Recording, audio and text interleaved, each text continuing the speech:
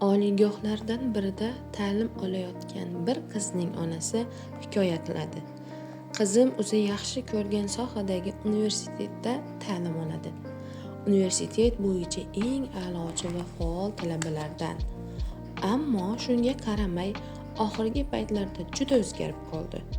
O'qishdan keldi deguncha tug'ruqxonasiga kirib, ichkaridan qulflab oladi-da, soatlab bir o'zi o'tiradi.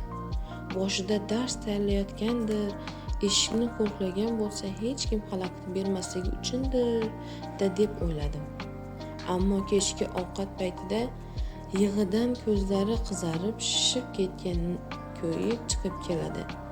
Nima gapligini so'rasam aytmaydi. Qizimdagi bu holatni hech anglolmadim. Qizimning gohida dars tayyorlaganini kelib turadigan dugonasi bor edi. O'sha dugonasining telefon raqamini topib, u bilan bog'landim.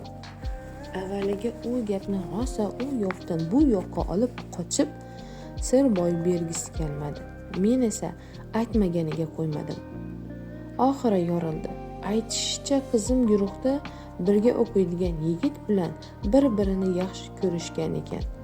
Buni butun universitet talabalari, hatto o'qituvchilar ham bilishar ekan.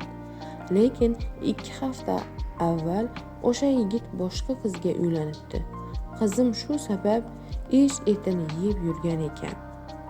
Kechki ovqatni yeb bo'lgach, xonasiga kirib ketayotgan qizimni belimni uqalab qo'yish bahonasida ushlab qoldim. Keyin qizimga bo'lib o'tgan hamma narsadan xabardor ekanligimni bildirdim. Uning ko'zlari yoshga to'ldi. Qo'llari bilan yuzini berkitib oldi. Yupatmoqchi bo'lib, "Nega buni menga avvalroq aytmading qizim? Axir men ham sendek yosh bo'lganman. Aytganingda seni eshitardim. Axir odam taftini odam oladi-ku", dedim. Lekin eshitgan javobim boshimga urilgan kaltakdek bo'ldi. "Qizim, maktab davrimda oldingizga ko'p kelardim. Keyinroq kollejda o'qiganimda ham siz bilan dildan suhbatlashishga rosa urinardim. Nuqul charchadim, ertaga gaplashsak bo'lmaydimi, derdingiz. O'sha paytlarda qayerda edingiz, ona?" dedi va yig'lagancha xonasiga kirib ketdi.